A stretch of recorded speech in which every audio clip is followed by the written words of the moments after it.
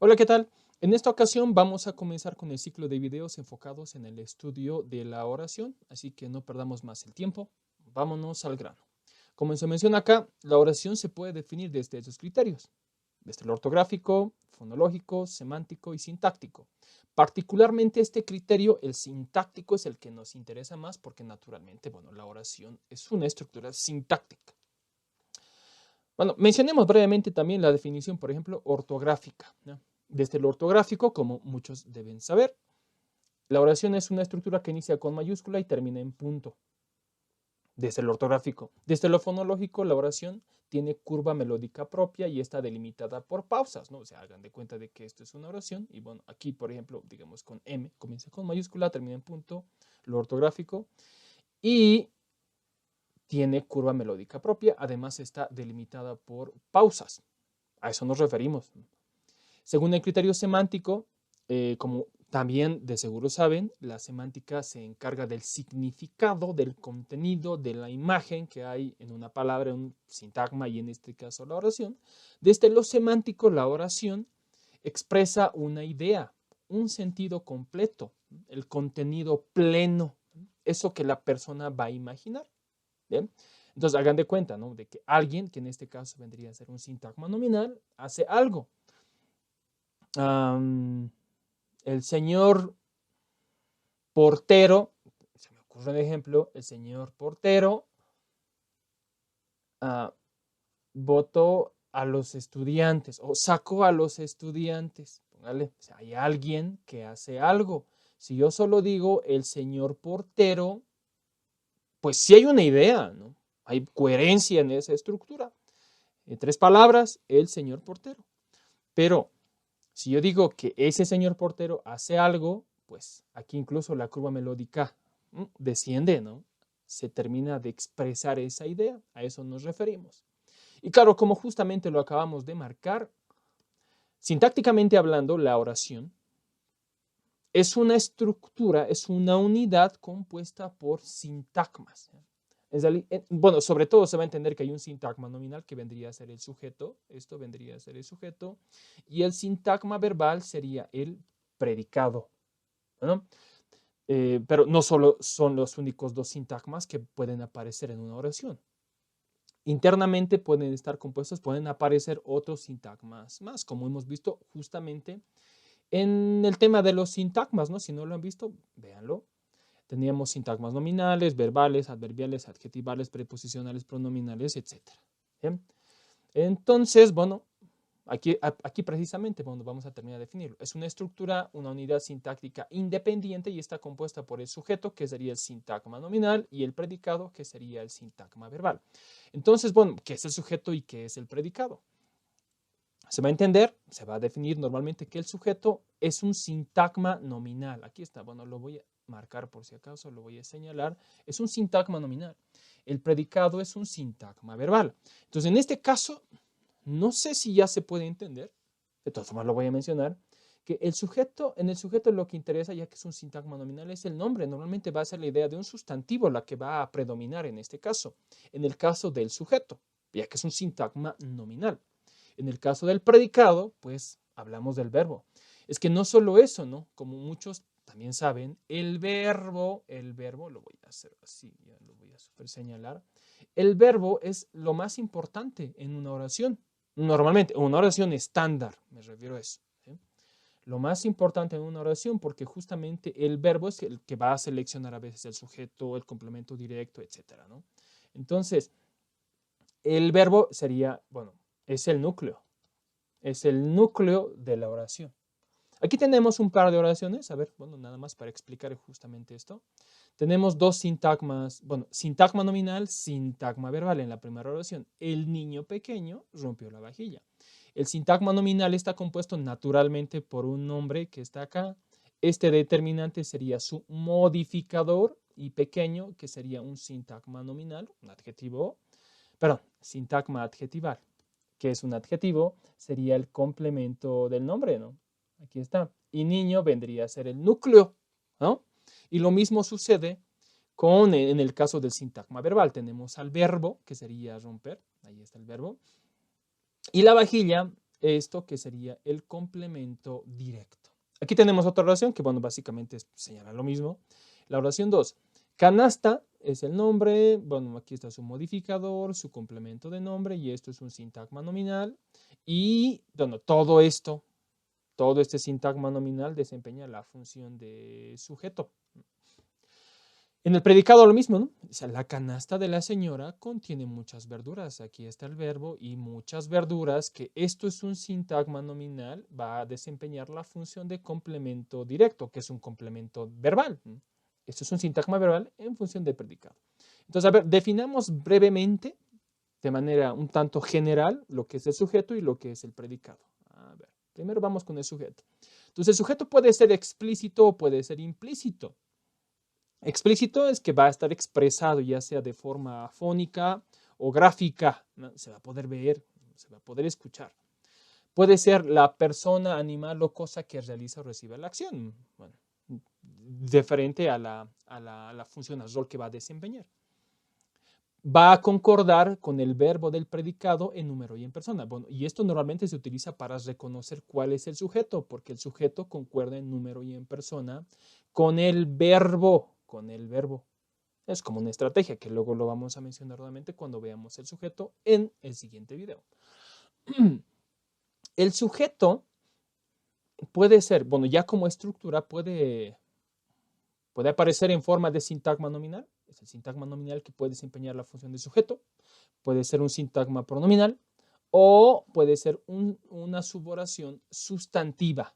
O sea, una oración en función de sujeto, equivalente, digamos, a un sintagma nominal. Aquí tenemos ejemplos para que se entienda un poco mejor. Tenemos a un sintagma nominal, aquí un sintagma pronominal y aquí abajo una suboración sustantiva. Lo voy a bajar un poco más para que se pueda ver. Aquí están. Tenemos Juan lo consiguió. Por ejemplo, lo voy a señalar. Aquí está Juan, que es un sintagma nominal porque Juan es un nombre.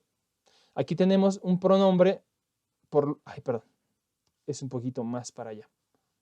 Aquí tenemos a un pronombre, ¿no? ¿Quién ha venido? Esto es un pronombre, por lo tanto es un sintagma pronominal. Este es el sujeto. Aquí tenemos, es conveniente que lo haga. Que lo haga vendría a ser la subordinada sustantiva y esto es el sujeto. Es conveniente que lo haga. Que lo haga, es decir, eso es conveniente, ¿no?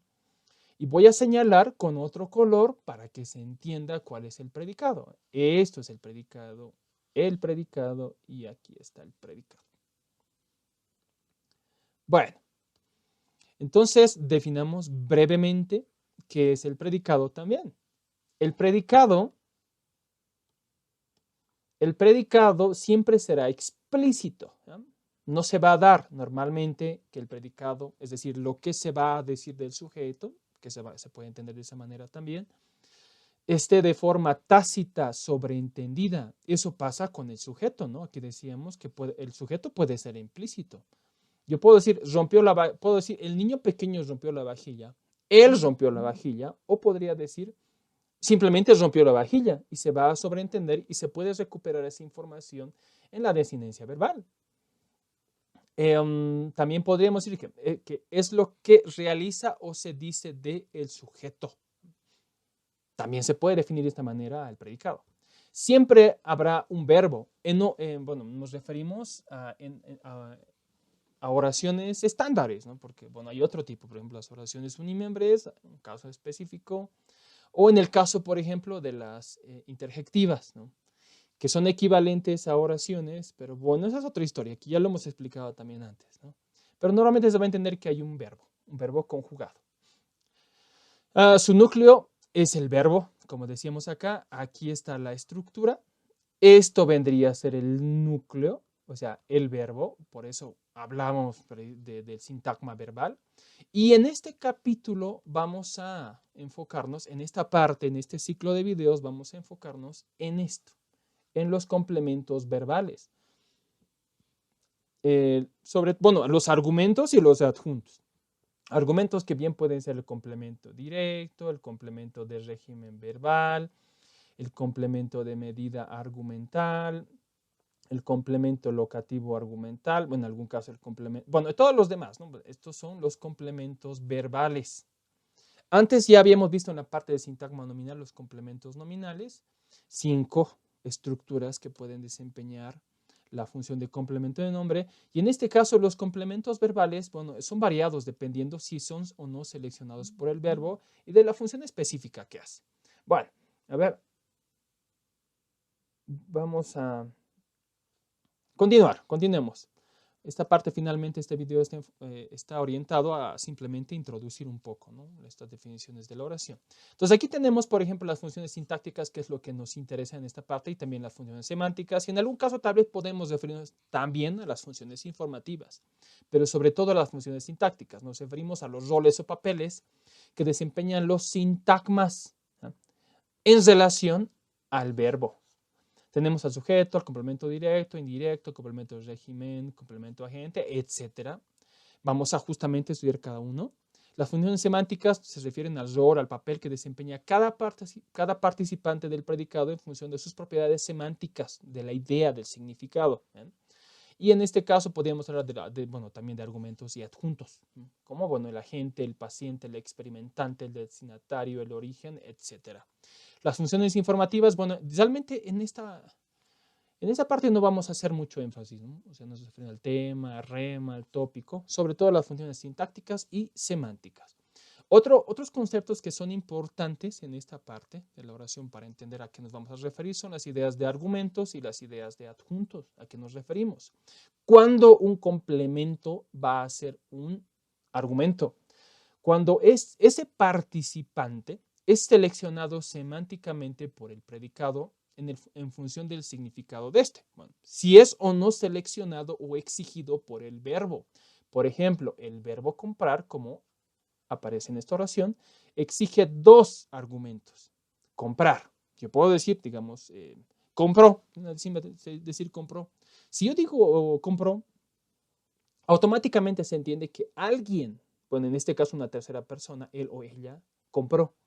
¿Y qué compró? Pues compró algo, ¿no? O sea, un intercambio de dinero podría ser, en el ejemplo de María compra tomates, de que está intercambiando dinero por alimentos.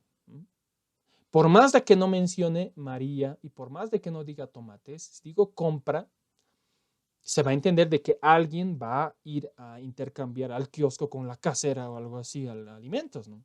Se sobreentiende. Entonces, este verbo exige 1 y 2 argumentos. En el caso de los adjuntos, no son exigidos por el verbo. Son modificadores no seleccionados que contienen información no exigida por el predicado. Por ejemplo, bueno, aquí en este caso, en este ejemplo, ayer el profesor explicó la lección en el aula. Ayer y en el aula no son exigidos por el verbo. Sí exige esto. Esto sí es exigido y también esto. Aquí está el verbo. Este es el verbo. Pero estos no son exigidos. Claro, que sí van a aportar al significado del verbo, pero realmente no son exigidos como sucede en el anterior caso. En este sentido, podemos hablar de las valencias del verbo.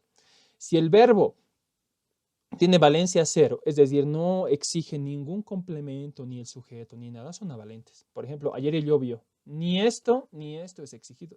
El verbo llover no exige, ¿no? Alguien llueve algo, no tiene mucho sentido. Los monovalentes tienen valencia 1, es decir, que van a seleccionar un argumento. Por ejemplo, Juan sonríe siempre, ¿no?